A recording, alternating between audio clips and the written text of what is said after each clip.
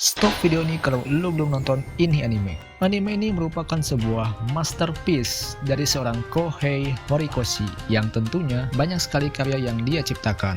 Dan karya terbaik yang dia ciptakan tentu My Hero Academia.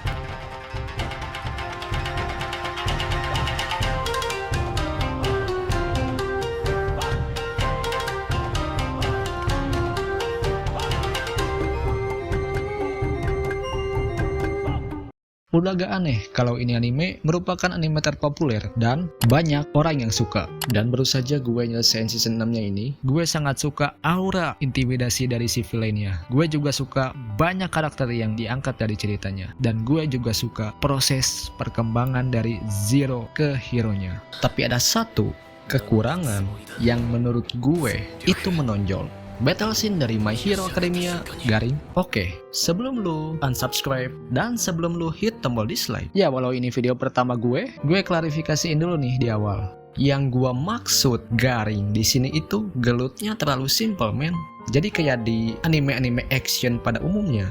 Coba, lu pernah lihat nggak scene gelutnya One Punch Man yang sekali tonjok gun, atau Jojo yang gelutnya itu pakai stand? Ya walaupun agak aneh sih. Atau ngebanyol pas gelut kayak di Gintama. One Piece juga. Semuanya kan punya point of sale-nya yang unik yang ngebuat adegan gelutnya itu terlihat dinamis. Oke, kalau lu flashback ke season 2 dan lihat scene gelutnya, itu malah terkesan sederhana, simple, dan juga standar. Dan semua yang Deku tahu di anime ini cuma nonjok apa yang ada di depan. Si Todoroki nembak es lurus ke depan, si Ida kick and run. Yang harusnya All Might punya adegan bagus pasin gelutnya, tapi setiap adegan gelut nggak jauh-jauh dari menolak mati demi sebuah simbol perdamaian. Bukan berarti gua ini nggak suka sama ini anime. Gua suka setiap adegan gelutnya. Well, termasuk ini. Atau yang ini.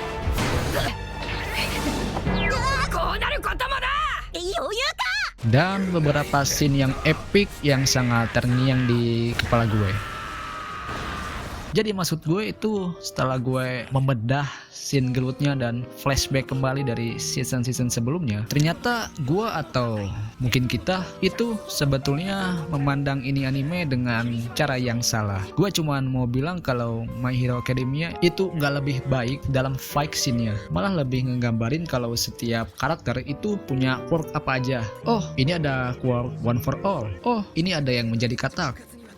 Karena setiap adegan gelutnya itu bukan sekedar gelut. Ngerti gak lo maksud gue? Oke, sebelum lu komen yang aneh-aneh, gua kasih gambaran scene gelut yang mananya aja nih. Let's say All Might lawan Nemu USJ yang di season 1. It's nothing special di adegannya. Walau dia punya animasi yang bagus, tapi nyerang Nomu yang udah didesain resisten pukulan dengan pukulan.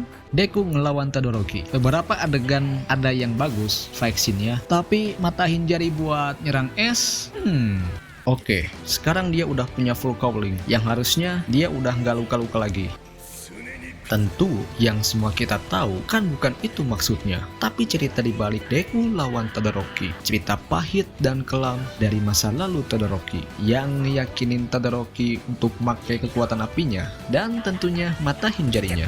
Dan akhirnya Todoroki menerima kekuatan apinya dan menyerang Deku dengan kekuatan penuhnya. All Might lawan All For One. Oke lah, si All For One ini dia bisa ngambil quirk orang lain, terus juga bisa ngasih quirk anjing ribut amat Kosei ke orang lain juga. Dan bisa nge-combine banyak kosei yang bisa dia bayangin dengan banyak cara. Dan coba, apa yang dia lakuin? Ya, dia kombinasiin semua kosei yang ada. Maksud gua sangat suka sekali sama shonen anime. Gua sangat suka sekali action anime. Tapi dengan semua privilege yang dia punya, harusnya bikin yang lebih kreatif. Chisaki lawan Deku. Chisaki dia punya kosei yang memungkinkan dia buat bongkar pasang benda mati, bahkan makhluk hidup. Tapi dengan dia punya kosei yang sangat OP, kenapa sih harus henshin sama anggotanya yang lain? Aduh, gak masuk akal itu.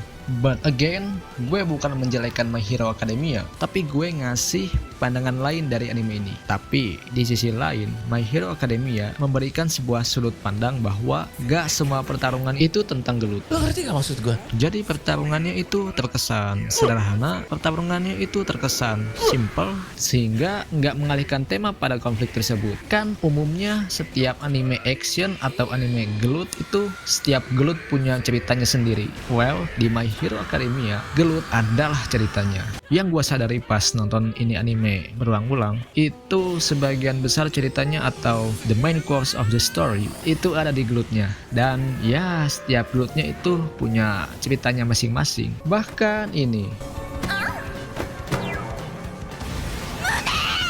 bocah sange yang ngelawan rasa sangenya demi nyelamatin. Karena jika mereka nggak dikasih purpose, ya karakter-karakter sampingan ini bakal diabain. Ya bakal jadi cameo aja yang numpang lewat. Dan di season 2 atau Arc Tournament, yang biasanya itu cuma jadi ajang pamer-pameran skill, dapat hadiah yang fantastis. Nah ini enggak cuy, malah itu dijadiin sebagai pengembangan setiap karakter. Todoroki yang punya daddy issue, Bakugo dengan sifat temperamennya yang gak mandang siapa lawannya, pokoknya ada lawan di depan, hajar aja. Uraraka yang pingin jadi independent woman, inferiority complex dari kelas 1B nya yang ngerasa direndahkan sama kelas 1A, dan semua itu dijadikan menjadi satu sebagai sebuah turnamen. Tentu yang ditampilin di sini cuma kelas 1A sama kelas 1B, dan menurut gua prospek dari ini anime dari segi alur cerita udah termasuk singkat, dan poin-poin yang disampaikannya juga kena. Total ada 138 episodean lah. Ya lumayan lah kalau dibanding One Piece sama Naruto. Let's say lu bisa bilang villain yang Jepang USJ, terus grooming Kosei, dan latih tanding 1A sama kelas 1B. Sejelek itukah? Terus latih tanding kelas 1A sama Big Three, hero lawan Yakuza, Tomura yang ngamuk-ngamuk, dan dengan arc yang sebanyak itu, seorang Kohei Horikoshi yang dapat merangkum sebegitu banyak arc cuman 138 episode, belum termasuk movie ya. Tapi dengan adanya Stain di My Hero Academia menjadikan Stain sebagai game changing di universe ini. Ideologi berubah jadi 180 derajat terbalik. Banyak yang mulai mempertanyakan peran hero. Hero udah nggak ada bedanya sama villain. Semua hero itu picik. Semua hero itu munafik, kecuali All Might. Dan kemudian muncullah sebuah partai liberal sosialis, yang anggotanya adalah hero, villain, bahkan warga sipil. Mereka semua diberikan privilege, yang semua anggotanya itu bebas pakai kosenya di mana aja, kapan aja, buat apa aja, mau nyerang ke siapa, semua itu boleh. Lambat laun partai sosial liberal itu bergabung dengan Liga Penjahat dan berubah namanya menjadi Meta Liberation Army yang udah nyiapin penyerangannya di season 6-nya ini. Setiap scene gelutnya, every fucking single fight itu punya peran penting dalam alur ceritanya. Tapi kalau lu teliti lagi, itu setiap gelutnya tanpa kita sadari itu ngembangin setiap karakter. Lu ngerti gak maksudnya? Kita bersorak saat All Might menghempaskan pukulannya dengan menjaga simbol perdamaian. Kita merasakan bagaimana Bakugo sefrustasi itu ketika Todoroki nggak ngeluarin apinya. Kita ngerasa seperti bayi saat Deku pertama kali nyerang robot yang ada di depannya. Di antara orang lain yang punya Kosei, kita ngerasa tertawa dengan jokes-jokesnya All Might. Setiap tindakan ada maknanya, bahkan hal kecil seperti sebetulnya scene gelutnya itu nggak terlalu penting. Yang terpenting itu bagaimana ngebawa pertarungan memiliki sebuah purpose, dan itulah kenapa rasanya itu kayak bukan gelut. It's not a gelut. Kita biasanya terbiasa sama petualangan tanpa henti mencari jati diri dan keep training. Kita terbiasa dengan ekspedisi unlimited di atas samudera, dimana nggak ada hubungannya sama bajak laut, atau masih bisa santuy dan canda goro pas gelut. Tetapi di My Hero Academia, setiap arc, setiap karakter, setiap class itu berkumpul di satu titik menjadi heroism atau villainism. Gua nggak bisa bayangin nih, dalam 138 episode ini, setiap karakter itu punya scene-nya masing-masing. Ya mungkin nggak sebanyak di One Piece, tapi dengan 138 episode ini bisa nampung banyak scene untuk setiap karakter aja, itu udah keren cuy. Dan ini adalah perjalanan bagaimana seorang Deku menjadi seorang hero. Dunia ini sudah diatur untuk para generasi baru, baik villain atau hero. Setiap karakter punya dramanya masing-masing. Setiap karakter punya ideologinya masing-masing. Setiap karakter ingin menjadi yang lebih baik, ingin menjadi yang lebih kuat. Ada yang menentang masyarakat dan ada yang berjuang melindunginya. Ini adalah era di mana pertarungan memiliki sebuah cerita. Walau scene gelutnya terkesan simple dan sederhana, tapi nggak menjadi masalah karena it's not about the action, it's about All Might. Dia mewarisi sebuah harapan dan ideologi ke generasi selanjutnya dan mengakhiri jalannya menjadi hero dengan satu pukulan dan berdiri tegap sebagai sebuah simbol perdamaian. dan kita menyaksikan akhir dari sebuah era yang akan dikenang sebagai sebuah legenda. Dan itulah kenapa My Hero Academia menyajikan sebuah gelut garing yang tentu akan menjadi lama jika enggak dikemas secara singkat.